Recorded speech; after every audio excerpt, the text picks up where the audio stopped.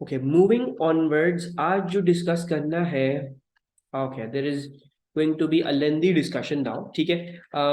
This can come up as a 6 to 7 mark question, या 5-6 marks का question ये आ सकता है। And that is designing an experiment to measure the Young modulus, ठीक है जी। सो इस एक्सपेरिमेंट को हम जो है वो सर्ल्स एक्सपेरिमेंट बोलते हैं, ठीक है। सो ये सर्ल्स नाम का बंदा होगा जिसने सबसे पहले ये किया होगा। So he basically devised a method to measure the Young modulus of a material, ठीक है जी। सो ऑब्वियसली स्टील की वायर्स लोगे, कॉपर की वायर्स लोगे, कॉपर की स्प्रिंग्स लोगे, जो भी चीज लोगे उसका यंग मॉड्यूलस होगा। एंड देन दिस पर्सन जो है वो came up with a way to accurately measure the Young modulus, ठीक है। You need to know this, why? Because हो सकता है आपको भी आ जाए, आपके पास भी क्वेश्चन आ जाए कि describe how you would be measuring the Young modulus, include all details, make a proper diagram वगैरह वगैरह करके 5-6 मार्क का क्वेश्चन आपको उठा के दे दिया और आप लोग को उसमें हर चीज लिखनी होगी, ठीक है। So let's go over the important things in that, and let's do everything. Okay, so first of all I'm going to give you the list of the apparatus that you will require, ठीक है जी। हो सकता है कि practicals में आ जाए, ठीक है, you never know. So the apparatus required, okay ji. Now what is the required apparatus? First of all you will be needing, okay, तो सबसे पहले तो वो वायर है जो मैंने आपको टेस्ट करने के लिए दिया है, मतलब जिसका यंग मॉड्यूलस निकालना है, ठीक है। This is the test wire. For this you need to work out, you need to work out, या basically Young modulus of this is required. क्या हुआ? Measuring scale? What's a measuring scale? नहीं नहीं, वो नहीं। अच्छा, टेस्ट वायर हो गया। अब दूसरी चीज क्या लेनी पड़ेगी आप लोगों को उसी के जैसा एक और वायर लेना होगा, and that will be the control wire, ठीक है जी। तो ये क्या होना चाहिए? दिस शुड बी आइडेंटिकल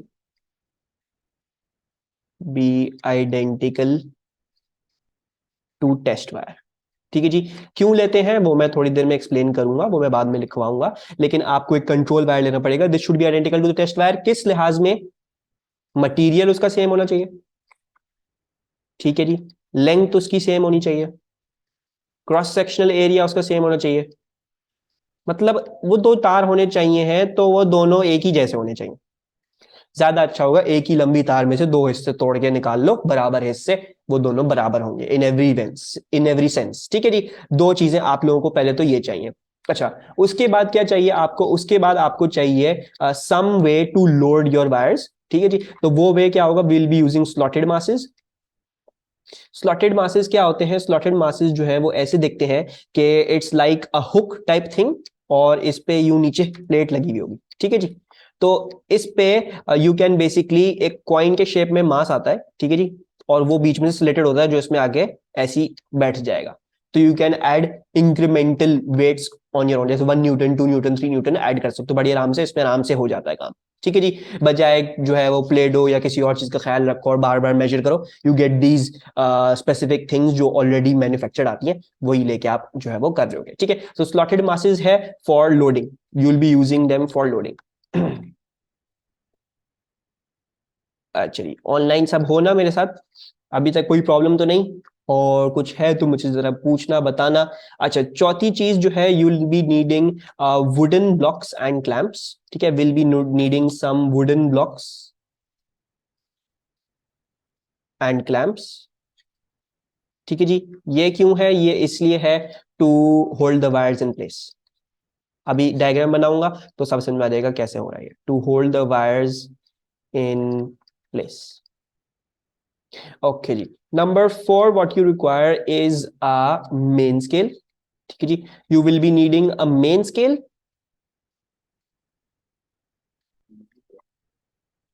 नहीं, थोड़ा सा डिफरेंट है वो चीज, ठीक है। You will be needing a main scale and you will be test wire, control wire का मटेरियल तो डिफरेंट होगा ना?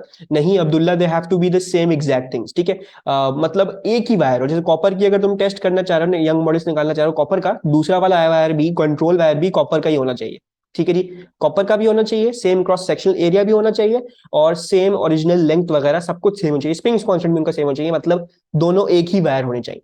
You just need to have two twins of that same wire. Yes, बिल्कुल सही कह रहा हूँ। अभी मैं समझा रहा हूँ ये कंट्रोल वायर किस काम के लिए, ठीक है। अभी फिलहाल अपने पास की बस दिमाग में रखो कि ये दोनों वायर जो है वो तुम्हें सेम चाहिए, ठीक है। सो दूसरी चीज आपको चाहिए होगी वर्नियर स्केल। वर्नियर स्केल बोलो या इसको एक kind of like a marker बोल लो, ठीक है। Personally I feel like the marker वाली चीज is much more easier to do. और ये दोनों जो चीजें हैं, इन दोनों चीजों से हम क्या वर्कआउट करेंगे, इन दोनों चीजों से हम वर्कआउट करेंगे द चेंज इन लेंथ, ठीक है, टू वर्कआउट डेल्टा एल, ठीक है जी। आज जी फिर नंबर 7 क्या है, नंबर 7 ये है कि you will be needing a metre rule obviously, ठीक है, get a metre rule as well. ये क्यों चाहिए, ये इसलिए चाहिए है to measure original length of wires, ठीक है जी। तो यानी ओरिजिनल लेंथ ऑफ वायर्स भी आपको नो होने की जरूरत है। And the last thing that you require is the micrometer screw gauge, ठीक है। आपको माइक्रोमीटर स्क्रू गेज भी चाहिए होगा, इससे डायमीटर मेजर करेंगे हम वायर का, ठीक है जी। You will be measuring the diameter, measure the diameter of the wires, और डायमीटर निकालने के बाद हम उसको क्या इस्तेमाल करेंगे, we'll plug that into the circular cross section वाला फॉर्मूला, यानी पाई डी स्क्वायर अपॉन 4, इसमें डाल दोगे तो उस चीज का एरिया आ जाएगा, क्रॉस सेक्शनल एरिया आ जाएगा, ठीक है। सो डायमीटर क्यों ढूंढ रहे हैं, ताकि हम एरिया निकाल सकें। मीटर रूल चाहिए है to measure the original length, ठीक है जी। बाकी इन दोनों चीजों का इस्तेमाल करके डेल्टा एल निकाल रहे होंगे, इससे क्लैंप करेंगे, वायर को अपनी जगह में रखेंगे, और बाकी सारी चीजें आपको मैं भी डायग्राम में समझा दूं। ओके, तो क्या करेंगे हम, we will get a table, ठीक है, एक टेबल ले आओ, ताकि जो है वो एक कहानी हमारे लिए आसान हो जाए। I just make a table like this, ठीक है जी। ये आपकी टेबल है, सिर्फ आगे का व्यू दिखा रहा हूँ, पीछे वाली लेग्स नहीं दिखा रहा। अच्छा, and what are we doing, we are going to get two wires. आपका एक जो है वो इसमें से कंट्रोल वायर है, let's take the control wire, and control wire को जो है वो हम इस तरह से इस पे से डैंगल कर रहे हैं over here. And similarly we are going to get the control wire, ये मैंने टेस्ट सॉरी एक टेस्ट वायर आपका जो आपका टेस्ट वायर है उसको रखोगे, और उसी के साथ रखोगे अपना कंट्रोल वायर, बिल्कुल उसी के साथ पैरेलल में चल रहा होगा, ठीक है जी। ये आपका टेस्ट वायर है, एंड ये आपका कंट्रोल वायर, ठीक है जी। अब इधर आ जाते हैं हम उस डिस्कशन पे कि वुडन ब्लॉक्स और क्लैंप्स क्यों चाहिए थे। भाई क्लैंप आप इस्तेमाल करोगे to hold this thing in place, ठीक है जी। So just use clamps to hold the thing in place, आप उसका और कोई काम नहीं है, ठीक है। बस ये चाहिए जैसे जैसे आप वायर को लोड करते रहो तो वायर अपनी जगह से ना हिल जाए। अगर वो अपनी जगह से हिल गया तो you will not be getting reliable measurements for the change in length, ठीक है जी। क्लैंप्स मुझे बनाने नहीं आते, ये क्लैंप जो जो भी दिख रहे हैं कचरे से ग्रीन कलर के क्लैंप्स है, ठीक है। I will mark them out for you, these are clamps. बहरहाल you also do not need to like draw too much of an accurate diagram, ठीक है जी, लेकिन just make it reasonably clear, और कुछ भी नहीं। हाँ, ये क्लैंप्स हो गए, कंट्रोल वायर, टेस्ट वायर आ गया। अच्छा, दूसरी बात क्या है, you are going to add slotted masses on this, ठीक है जी। तो आप इस पे स्लॉटेड मासेस ऐड करते जाओगे। I am going to make this अच्छा, तो on both of the wires you will be adding slotted masses, ठीक है। जैसे जैसे लोड करते जाओगे तो स्लॉटेड मासेस यहाँ पे अटैच करते जाओगे, ठीक है जी। टेस्ट वायर पे you'll be adding your slotted masses, और कंट्रोल वायर पे मैं एक बस एक बना रहा हूं, उसकी मैं सिग्निफिकेंस बताता हूँ एक, और ये बहुत सारे जो है वो मैं सब आहिस्ता आहिस्ता एक्सप्लेन करूंगा, बस अभी डायग्राम को देखो, ठीक है। बाकी हमें क्या चाहिए, बाकी हमें ये चाहिए है कि मैंने जो वर्नियर स्केल बोला था, it's basically like a marker, marker type of thing होगी, तो जैसे एक पेपर चिपका दो, ठीक है, वो हो गया। और इस वाले वायर पे you are going to attach a main scale, ठीक है जी। मेन स्केल क्या होगा, मेन स्केल होगा just get a small plastic ruler और इसको चिपका दो इसके साथ, ठीक है जी। तो होगा ये कि basically what's going to happen, let's now run over the experiment. अच्छा जी, ये आपका मेन स्केल है, वो आपका वर्नियर स्केल है, या आप उसको जो भी बोलना चाहो। These are your slotted masses, slotted masses, ठीक है जी। दिस इज योर मार्कर, ठीक है जी। आई लाइक द मार्कर वाला, वर्नियर स्केल वाला जो है वो कोई खास कोर्स में डॉक्यूमेंटेड भी नहीं है, मार्कर सही है ये। और ये आपका जो है वो, I am just going to write it over here, this is your main scale. अच्छा जी, सो नाउ बेसिकली देखो होगा ये कि वी लर्न लास्ट क्लास में कि स्ट्रेस स्ट्रेन ग्राफ का अगर किसी भी पॉइंट पे रेशियो लोगे तो यंग मॉड्यूलस आ जाएगा, right? If you take the ratio at any point on the stress strain graph you will get the Young modulus. तो हम क्या चाह रहे हैं, हम ये चाह रहे हैं कि हम इस टेस्ट वायर का रिलायबली स्ट्रेस स्ट्रेन ग्राफ बना सकें। हम चाह रहे हैं स्ट्रेस स्ट्रेन ग्राफ बना सके, उसका ग्राफ बना लेंगे, फिर जो है वो बहुत सारे पॉइंट्स पे रेशियो लेके एवरेज आउट करके यंग मॉड्यूलस की एक अच्छी सी वैल्यू निकाल लेंगे फॉर दैट मटेरियल। ठीक है, ओके। नाउ अगर हमें ये चीज करनी है, if we want the stress at all points and we want the strain at all points, ठीक है, तो हमें क्या चाहिए होगा, हमें फोर्स चाहिए और एरिया चाहिए। इसके लिए हमें इसके लिए डेल्टा एल और एल चाहिए, राइट? अच्छा, नाउ देखो, you use the metre rule to measure the delta L already. Micrometer screw gauge इस्तेमाल करके डी डायामीटर मेजर करके आपने जो है वो एरिया भी ऑलरेडी निकाल लिया, राइट? तो ये दोनों चीजें तो कांस्टेंट नहीं है, पूरी throughout the experiment constant ही रहेंगी, उनका कोई प्रॉब्लम नहीं है। बट द प्रॉब्लम इज कि जैसे जैसे इसको लोड करते जाओगे तो definitely definitely the force is going to change and definitely definitely उसके हिसाब से डेल्टा एल भी चेंज करेगी, right? Okay, now why do you have two wires? ये एक वायर के साथ भी तो उसको लोड करो, एक्सटेंड करेगा, एक्सटेंशन नोट करो, खत्म कहानी, राइट? ऐसा क्यों कर रहे हैं हम? ऐसा इसलिए कर रहे हैं कि सपोज करो आपने सुबह के वक्त में एक्सपेरिमेंट स्टार्ट करी, ठीक है, जब थोड़ी बहुत सर्दी थी, राइट? दोपहर का वक्त आया तो थोड़ी गर्मी बढ़ गई। अब गर्मी के बढ़ने की वजह से वायर एक्सपैंड करेगा, एवरीथिंग एक्सपैंड्स, है ना? हीट एक्सपेंशन, जब भी कोई चीज गर्म करोगे, थोड़ी बहुत भी गर्म होगी तो उसमें एक्सपेंशन होगी। अब हम जो इधर एक्सपेंशन मेजर करना चाह रहे हैं वो ऑलरेडी सेंटीमीटर मिलीमीटर में है। तो अगर गर्मी की वजह से एक्सपैंड कर गया ये, तो हमारे पास तो कोई तरीका ही नहीं होगा देखने के लिए किस तरह से ये गर्मी की वजह से हुआ है कि मेरे स्लॉटेड मास की वजह से हुआ है। तो उसकी वजह से experiment can go wrong. So what do we do in that case? हम कहते हैं हम एक टेस्ट वायर लेते हैं और एक कंट्रोल वायर लेते हैं और उन पे इस तरह से मेन स्केल और वर्नियर स्केल लगा देते हैं। उसका फायदा क्या होता है कि भाई देखो, अगर गर्मी हो भी गई, ये टेस्ट वायर एक्सपैंड कर भी गया, उसके हिसाब से कंट्रोल वायर भी एक्सपैंड करेगा, दोनों ही एक्सपैंड करेंगे, बिकॉज दोनों सेम मटेरियल है, दोनों ही same type of things expand करेंगे। ठीक है, तो सपोज करो अगर ये गलती से एक्सपैंड करके ये जो है वो बढ़ गई इसकी लेंथ, ठीक है, तो इसकी भी लेंथ बढ़ जाएगी, और जब बढ़ेगी तो the marker will still point at the same position. मतलब जो हीट की वजह से एक्सपेंशन हो रही है वो आपने एक टेस्ट वायर, एक कंट्रोल वायर लेके you have completely removed the heat expansion वाला। हो भी रही है तो हमारी मेजर्ड वैल्यूज को चेंज नहीं करेगा, राइट? समझ में आ रही है बात? ऑनलाइन से क्वेश्चन आ रही है, why do you have a test wire and a control wire? Yes, बाकी सब, बाकी दोनों ठीक है अब्दुल्ला, वो पॉइंट क्लियर हो गया, दोनों का सेम होगा, ठीक है। Alma, I am repeating, basically देखो अल्मा, कि when you doing the experiment, ठीक है ना, कुछ पता नहीं है कि कभी गर्मी बढ़ जाए, कभी सर्दी होने लग जाए, राइट? हो सकता है में काफी टाइम लग जाए। तो just to get rid of that, कह लो कि एक प्रॉब्लमैटिक सिनेरियो के जिसमें हीट की वजह से तुम्हारी वायर एक्सपैंड कर गई, ठीक है, what we are doing is we are getting a test wire and उसी के साथ we are getting a control wire, ठीक है। और फिर टेस्ट वायर पे हम इस तरह से मेन स्केल लगा देते हैं कि जो रीडिंग जो हम लेंगे वो हम मार्कर की पोजीशन देखेंगे वो मेन स्केल पे क्या बता रहा है, ठीक है। तो अब सपोज करो हीट की वजह से, ठीक है, not because of slotted masses, heat की वजह से ये वायर एक्सटेंड कर गया, उसी के साथ ये मेन स्केल भी नीचे जाएगा, right? When this will extend तो मेन स्केल की पोजीशन यहां से हिल जाएगी, राइट? अब अगर ये ऐसी होता और ये तुमने कंट्रोल वायर नहीं लगाया तो तुम्हारी तो रीडिंग खराब हो जाती, तुम्हें तो पता ही नहीं होता कि एक्सपैंड हीट की वजह से क्या है, स्लॉटेड मास की वजह से क्या है। तो हमने क्या किया, हमने कहा भाई एक ऐसा ही वायर ले लो और मार्कर उसके साथ लगा लो, ताकि ताकि क्या करो, रीडिंग जो लेनी हो वो मार्कर जिस पोजीशन में पॉइंट आउट कर रहा हो वो लो, ठीक है।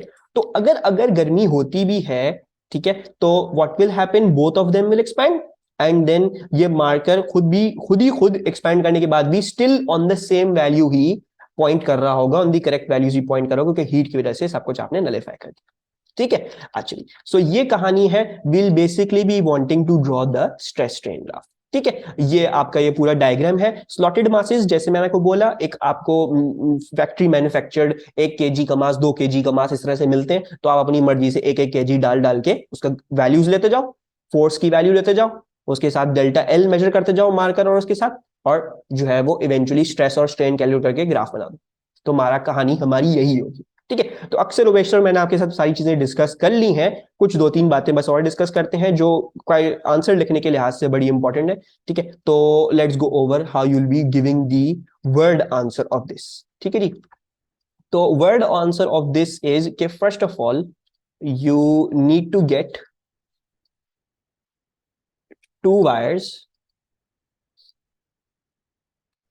नहीं, get a test wire and a control wire. Get a test wire and a control wire for the Young modulus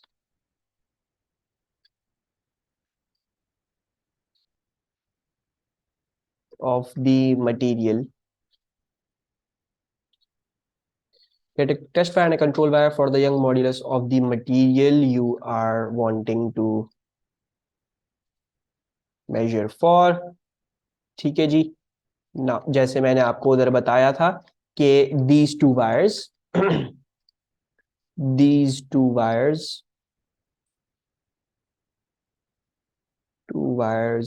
must be same in every sense. ठीक है जी, सो दैट उनका क्या हो, उनका यंग मॉड्यूलस भी सेम हो, उनका ई तो वैसे ही सेम होगा क्योंकि आप सेम मटेरियल लेके आए हो, ठीक है, but you want their spring constants to also be same, so you will be needing the original length to be same and the cross sectional area to be same as well. ठीक है जी, तो ये इसका बड़ा ध्यान रखना है, ये मेंशन करके आना. अच्छा, दूसरी चीज क्या है, दूसरी चीज ये है कि आपने you'll obviously be measuring original length using meter rule. ठीक है जी, और दोनों वायर्स ही कर लेना और एवरेज कर लेना. ठीक है, जैसे फॉर एग्जांपल, जैसे एक को अगर सीधा नाप रहे हो, if you put the wire like this और स्केल पहले यूं रखे, यानी 0 यहाँ पे 100 सेंटीमीटर यहाँ पे इस तरह से रख के नापा, तो उल्टा करके भी देखेना ना, यूं 0 और 100, ताकि एक एवरेज निकाल सको. वैसे तो कुछ बेवकूफानी चीज होगी, लेकिन एक तरीके का अगर वो पूछेंगे भाई इसको सही तरह से और लेवल कैसे करो, तो एवरेज ले लो. ठीक है, लेकिन दोनों वायर्स लेना और मेक श्योर करना दोनों की सेम ओरिजिनल लेंथ हो, और स्केल्स को जो है वो पैरेलक्स एरर अवॉइड करते हुए, सारी प्रॉब्लम्स अवॉइड करते हुए मेजर करने देना अपना जो एल नॉट है यूजिंग द मीटर रूल. ठीक है जी, मैं इधर लिख भी देता हूं अवॉइड पैरेलक्स एरर. तो अगर if you are asked to identify errors in each step, so you should know avoid parallax error. अच्छा, दूसरी चीज ये है, ये बड़ा इंपॉर्टेंट है. ठीक है, ये ऐसी भी आ चुका है, ऐसी क्वेश्चन भी आएगा इसका कि एरिया जो आप मेजर करने जा रहे हो उसका तरीका क्या है. ठीक है, how are you going to measure the area, वो तो you will be using a micrometer screw gauge. ठीक है, use a micrometer screw gauge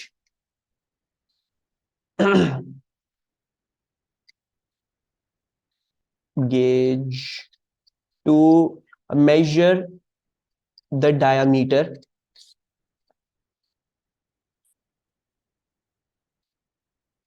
at least 3 points. जी, ये लिख के आना है, एट लीस्ट 3 डिफरेंट पॉइंट्स पे अलोंग द वायर आपको डायमीटर लेना पड़ेगा. ठीक है, use a micrometer screw gauge to measure diameter at least 3 different points along the wire.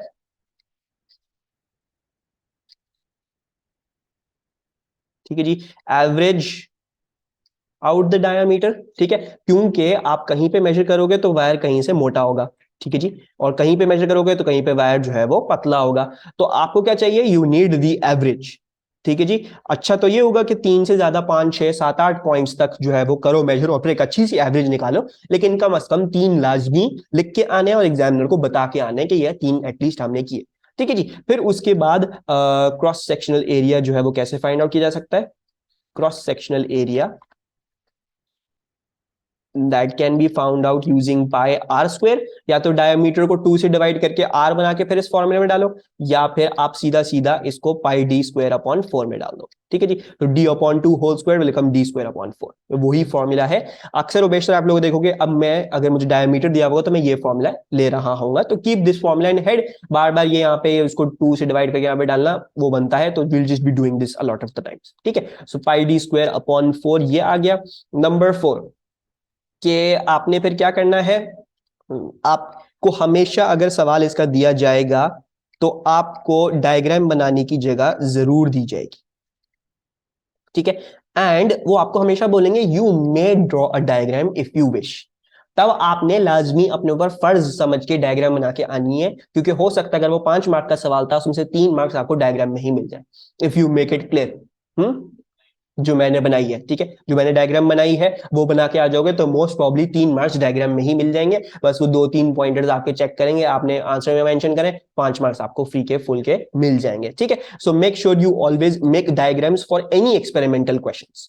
अच्छा, नंबर 5 क्या है? नंबर 5 ये है कि अच्छा, अब ये देखो, I added even a small mass on this control wire, ठीक है। हालांकि इसका सिर्फ ये काम है कि ये मार्कर को अपनी जगह में रखेगा, ठीक है। तो ये जो इन पे शुरू में छोटा सा मास डाल रहा हूं वो इसलिए रखा हूं क्योंकि वायर को देखा होगा, कोई भी तार होती है तो हल्की सी क्वाइल्ड होती है, उसको बिल्कुल स्ट्रेट करना होता है तो खींच के थोड़ा सा स्ट्रेट करना पड़ता है, ठीक है। So we going to add small masses to make them taut. Taut का मतलब क्या होता है? टॉट का मतलब होता है उसमें से क्वाइलिंग आप खत्म कर दो, ठीक है। So attach small masses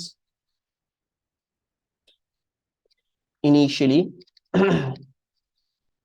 on both wires to make them taut, ठीक है जी, to make them taut।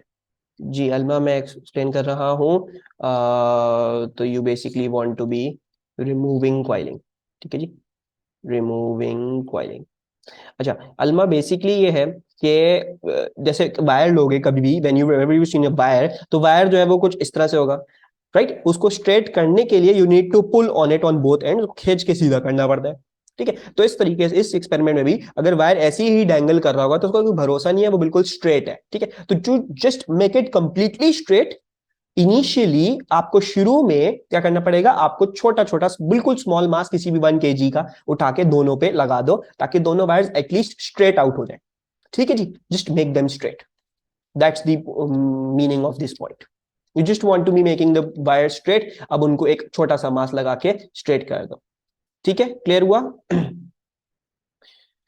अच्छा जी, फिर हम बोलेंगे, हम क्या बोलेंगे? हम बोलेंगे ओके, अब लिखते हैं एड स्लॉटेड मासेस। डायग्राम में टेस्ट वायर पे मासेस ज्यादा लगे हुए, won't it affect the experiment? ये मैं बता रहा हूँ ये मासेस क्यों ज्यादा लगे हुए, ठीक है। Add slotted masses on the test wire, right. अब देखो, now I am starting to add slotted masses to the test wire. तो ये जो मैंने ज्यादा बनाए हैं ये बेसिकली अब स्लॉटेड मास में ऐड करे जा रहा हूँ, ठीक है। स्लॉटेड मास ऐड करता हूँ, यानी फॉर एग्जांपल 1 kg का मैंने मास डाला तो यानी तकरीबन तकरीबन 10 न्यूटन से फोर्स बढ़ा दी, जी इक्वल्स टू तकरीबन 10 मीटर पर सेकेंड, तो तकरीबन 10 न्यूटन से फोर्स बढ़ा दी। तो मैंने जब फोर्स 10 न्यूटन से इंक्रीज करी, so basically I want the delta L की वैल्यू फॉर दैट, और वो मैं अपने पास ग्राफ आउट करता रहूंगा, मतलब एक टेबल बनाकर उसमें ये वैल्यूज लिखता जाऊंगा। तो अब्दुल्ला, ये जो टेस्ट वायर पे मैंने ज्यादा मासेस बनाए वो बेसिकली एक्सपेरिमेंट की प्रोग्रेशन के लिए बनाया, ठीक है। You adding the slotted masses, increasing the force, and then you're taking the delta L की रीडिंग्स जो जो इधर आ रही, ठीक है। एंड मीर जैन ने जो है वो एक काफी अच्छा पॉइंटर जो है वो कहा, एक्सप्लेन करने को पूछा। तो ही वाज आस्किंग के ये आपने जो है वो मेन स्केल पहले से ही अटैच किया हुआ है, ठीक है। आप बाद में भी तो स्केल रख के मेजर कर सकते हो लेंथ, ठीक है। लाइक इधर से स्केल बार बार रख के मेजर कर लो लेंथ क्या जा रहा है आपका, ठीक है। तो मेरा आंसर बस इसके लिए था कि it is much more convenient, right. The scale is like this, already marker आपको बता रहा है कि फॉर एग्जांपल 24 है ये रीडिंग, ठीक है। अब जैसे एक्सटेंड करेगा तो ये marker will now be pointing to a new reading, तो आपने बस ये डिफरेंस लेना होगा, आपका काम खत्म। बार बार स्केल रख के आपको ये मेजर नहीं करना पड़ेगा, what's the extension, what's the extension, वो ऑटोमेटिकली खुद ही आती रहेगी, ठीक है। So that is the thing what we are basically doing for the main scale and the marker, ठीक है। अच्छा जी, सो आपने add slotted masses on the test wire और आपने करनी है अलाउ इट टू सेटल, ठीक है जी। यानी मतलब आप जब स्लॉटेड मास लगा दो तो थोड़ी देर रीडिंग लेने से पहले रोको। क्यों? बिकॉज एक्सटेंड ये नहीं है कि फौरन आपने मास लगाया फौरन एक्सटेंड करिए, हो सकता है आहिस्ता आहिस्ता एक्सटेंड करे, थोड़ा सा टाइम दो, एक्सटेंड हो जाए, रुक जाए, बिल्कुल एक्सटेंड होना, तब रीडिंग ले लो, ठीक है। तो allow it to settle and take the reading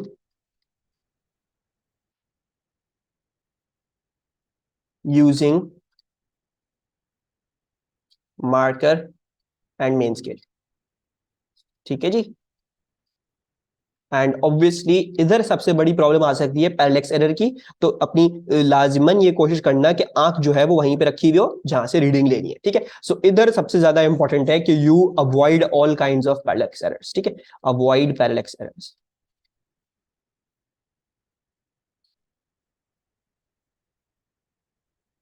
आज नंबर 7 इज नंबर 7 अच्छा, ओके, बस ठीक है जी। And will just be calculating delta L. ठीक है जी, कैलकुलेट डेल्टा एल, या we'll just write down make table। ठीक है, and let's look at how you will be making the table for this experiment। तो जिसको जिसको देख के फिर हम ग्राफ बनाएंगे। ठीक है, तो सबसे पहले तो हमारे टेबल में एक कॉलम बना लेंगे हम, किस चीज की, हम टेबल की कॉलम बना लेंगे आपकी, जो आप स्लॉटेड मास ऐड कर रहे हो। ठीक है जी, तो हम कहते हैं मासेस, मास एडेड, और वो आप मेजर कर रहे होगे केजी में। ठीक है, तो जब आपने शुरू में कोई भी मास नहीं ऐड किया हुआ, तो तब की रीडिंग लेना चाहो ले सकते हो, लेकिन I am going to 1 kg, 2 kg, 3 kg, 4 kg, 5 kg। ठीक है, इस तरह से जाके जा रहे हैं आप। ठीक है, now you need to work out the force क्या है, तो फोर्स कैसे आएगी, वो वेट के बराबर होगी, राइट? ऐसा ही होगा, बिकॉज जब इसके अक्रॉस वेट हैंग कर रहा है, तो टेंशन ऊपर की तरफ इसको इक्विलिब्रियम में रखी हुई है, तो टेंशन वेट के बराबर ही आ रही है। So you need to just work out the value of the weight. Weight निकालने के लिए, फॉर अभी के लिए टेबल बनाने के लिए मैं क्या अज्यूम कर रहा हूं, जी की वैल्यू 10। ठीक है, I am assuming for this table, ऐसा होगा नहीं कभी भी, लेकिन I am assuming G equals to 10 newton per kg. ठीक है, ताकि सिर्फ हमारी डिस्कशन छोटी हो और ज्यादा लेंदी ना हो, वरना वैल्यूज मल्टीप्लाई करना आसान हो जाएंगी। So this works out to be 10 Newton, 20, 30, 40, 50. You get rid of this Newton and we'll just put the N over here. अच्छा, उसके बाद क्या है हमारे पास, उसके बाद हमारे पास ये है कि then let's work out what is our reading on the main scale। ठीक है जी, reading on main scale। अच्छा, reading on main scale read करते जाओ। ठीक है, सबसे फॉर एग्जांपल 25 आ रही थी, इस पे 24.5 आ रही थी, इस पे 24 आ रही थी, इस पे 23 आ रही थी, इस पे 22 आ रही थी। ठीक है जी, और ये फॉर एग्जांपल सेंटीमीटर्स में मेजर कर रहे थे। ठीक है जी, तो इसको इस्तेमाल करते हुए you can now work out delta L, that is also in centimetres. Delta L कैसे आएगा, नेक्स्ट वाली वैल्यू में से पुरानी वाली वैल्यू सब्ट्रैक्ट कर दो। ठीक है जी, तो इधर फॉर एग्जांपल इज 0, 24.5 माइनस 25 यानी 0.5 सेंटीमीटर्स का आ रहा है। एंड सिमिलरली आई वॉज कब से waiting for you to admit me, कुछ इंपॉर्टेंट तो नहीं पढ़ाया? हाँ, यू वर वेटिंग। अच्छा, मेरे पास जैसे ही है मैंने फौरन से एडमिट किया। But I felt like you were already 8 minute. एक सेकंड मेरा बच्चा, रुको मैं बताता हूँ क्या मैंने पढ़ाया। हाँ, एक सेकंड, एक सेकंड अब्दुल्ला, बस एक सेकंड दो, मैं टेबल कंप्लीट कर लूँ फिर मैं बता रहा हूँ मैंने पढ़ाया क्या। फिक्र नहीं करो, कुछ ऐसा नहीं पढ़ाया। ठीक है, तो चेंजेस जो आया 24.5 माइनस 25, 24, 0.5, 24 में से 25 निकालो 1 सेंटीमीटर का, ये जो है वो आपके पास ये 23 हो गया था। तो ये 2 और 3 टोटल में से माइनस करना है, क्योंकि आपकी ओरिजिनल लेंथ से कितना चेंज आ रहा है। ठीक है, that is basically what you want. So एक काम करते हैं, सही है, समझ में आ रहा है? I am basically wanting the original length से क्या हो रहा है। अच्छा, और मैं इधर भी थोड़ा सा चेंज करूं इसको, let's just go with this as 0 and 0। या original length, let's say original length was 25, जब आपने 0 kg का मास ऐड किया हुआ था, 0 वेट था, तो रीडिंग ऑन मेन स्केल 25 आ रही थी, ये आपकी ओरिजिनल लेंथ हो गई। अब आपकी जितनी भी रीडिंग्स आती हैं next, you just need to subtract them from the original length to get your delta L. ठीक है जी, वो आपका डेल्टा एल आ रहा है। एंड देन आप क्या करो, you can work out the stress. ठीक है जी, स्ट्रेस निकाल लो और स्ट्रेन निकाल लो। वो कैसे आएंगे, फॉर्मूला लगा के फोर्स अपॉन एरिया कर दो। ठीक है जी, यानी एरिया की वैल्यू पता होगी जो आपने पहले से ही मेजर करी हुई है, इस फोर्स को उस एरिया से डिवाइड कर दो, स्ट्रेस आ जाएगा। और स्ट्रेन कैसे आएगा, डेल्टा एल अपॉन एल से। ठीक है जी, so you just have to calculate for each and every value the stress value and the strain value. ठीक है जी, तो हमने जो है वो इधर स्ट्रेन वर्कआउट किया यूजिंग या use force upon area, and इधर use delta L upon L, और हर वैल्यू के लिए अपनी वैल्यूज लिख दो। ठीक है जी, और फिर उसके बाद आप क्या कर सकते हो, उसके बाद आप सिंपल सिंपल आपका तरीका ये होगा, get your make a graph. ठीक है जी, आपने लिया स्ट्रेस और आपने लिया स्ट्रेन, आपने बनाया इसका ग्राफ, और ये आपका ग्राफ आ रहा है समथिंग लाइक दिस। आपने क्या किया, लेट्स से आपने जो है वो किसी भी 3 पॉइंट्स पे रेशियो ले लिया, take the ratio at any 3 points, और फिर वो जो यंग मॉड्यूलस आएगा उसका एवरेज ले लेना। ठीक है जी. So I am going to call this stress 1, this strain 1, फिर ये स्ट्रेस 2 है, ये स्ट्रेन 2 है, ये स्ट्रेस 3 है, ये स्ट्रेन 3 है. एंड यंग मॉड्यूलस क्या हो जाएगा? यंग मॉड्यूलस हो जाएगा, हर पॉइंट पे रेशियो लो, stress 1 upon strain 1 plus stress 2 upon strain 2 plus stress 3 upon strain 3. तो ये Young modulus 1, Young modulus 2, Young modulus 3 होने तो हकीकत में सेम ही होने चाहिए, लेकिन हो सकता है आपके एक्सपेरिमेंट में पॉइंट्स इधर उधर आ रहे हो, तो आपकी लाइन ऑफ बेस्ट फिट हर दफा कुछ और आंसर्स दे रही हो, तो जस्ट एवरेज आउट कर लो, 3 यंग मॉड्यूलस निकाल के उनको 3 से डिवाइड करके अपना जो ई एवरेज आ रहा है वो निकाल लो. ठीक है जी. So this is the complete experiment to work out the Young modulus of a material. Any problems in this?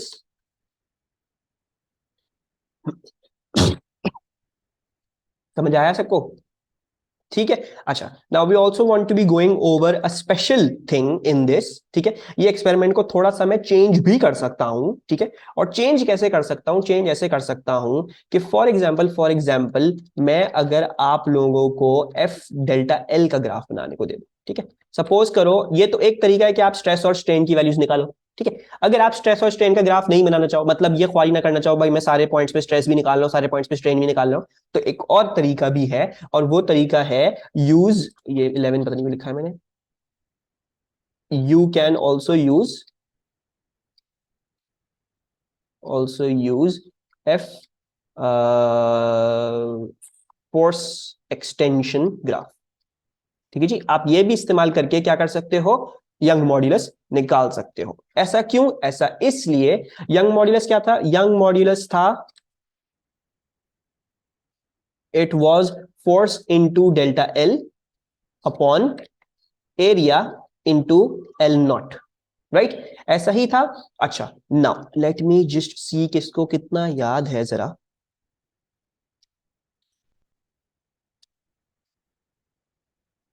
Force extension का ग्राफ बना रहा हूं. ठीक है, और हमें पता है कि फॉर एग्जांपल अगर पॉइंट्स इस तरीके से आ रहे हैं कुछ भी, ठीक है, तो आपको इनके बीच में से लाइन ऑफ बेस्ट फिट बनानी होगी. and can't be use formula directly. You can use formula directly to Alma. ठीक है, you can use stress और strain की एक वैल्यू भी डिवाइड करके निकाल लोगे, यंग मॉड्यूलस आ जाएगा. ठीक है, but we are just drawing, we are just doing the, क्या कहते हैं, ये ख्वारी ग्राफ बना रहे हैं और लाइन ऑफ बेस्ट फिट बना के कर रहे हैं ताकि हम एक एवरेज निकाल सके. ठीक है, इट्स जस्ट फॉर दैट, वरना एक वैल्यू भी काफी होगी, उसका उतना कोई इंपैक्ट नहीं पड़ेगा. But try to take the graph, try to take as many ratios as you can and then average them out. ठीक है, दैट्स दैट थिंग. एक डिफरेंट अप्रोच दिखा रहा हूं. फॉर एग्जांपल अगर आपने सिर्फ ये किया था कि आपने फोर्स की वैल्यूज ली और डेल्टा एल की वैल्यू ली, आपने स्ट्रेस और स्ट्रेन का ग्राफ टेबल नहीं बनाया, आपने कहा मुझे स्ट्रेस और स्ट्रेन नहीं निकालना, मैं एक डिफरेंट तरीके से निकालने की कोशिश कर रहा हूं. सो अब मुझे ये बताओ, निकाल कर एवरेज निकाल लें, अगर फॉर्मूला से 3 वैल्यूज निकाल कर एवरेज निकाल लें. यस अलमा, यही तो किया है. यंग मॉड्यूलस क्या था? Stress upon strain. So stress upon strain, और फिर स्ट्रेस अपॉन स्ट्रेन, और फिर स्ट्रेस अपॉन स्ट्रेन. तो ये 3 यंग मॉड्यूलस थे, तो 3 यंग मॉड्यूलस को देन डिवाइड बाय 3 कर दिया, बस ये किया. अच्छा, ना अब देखते हैं किसको कितना याद है. Can I apply linear law on this? Straight line F delta L का ग्राफ, इस पे लीनियर लॉ लग सकता है. तो क्या कोई मुझे ये बता सकता है कि इस स्ट्रेट लाइन का ग्रेडियंट क्या होना चाहिए in terms of these variables? जिसने किया उसको मैं जो हूं वो एक चॉकलेट बाई क्या कराऊंगा. नहीं आ रहा किसी को भी? बेसिकली देखो, force is on the Y axis, तो फोर्स को सब्जेक्ट बनाएंगे.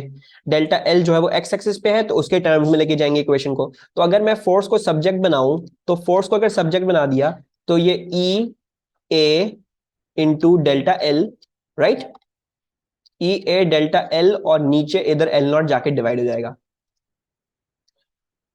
ए मल्टीप्लाई हुआ, डेल्टा एल मल्टीप्लाई हुआ, और एल नॉट उधर डिवाइड हो गया, तो ई ए डेल्टा एल और एल नॉट मैंने इधर डिवाइड कर दिया.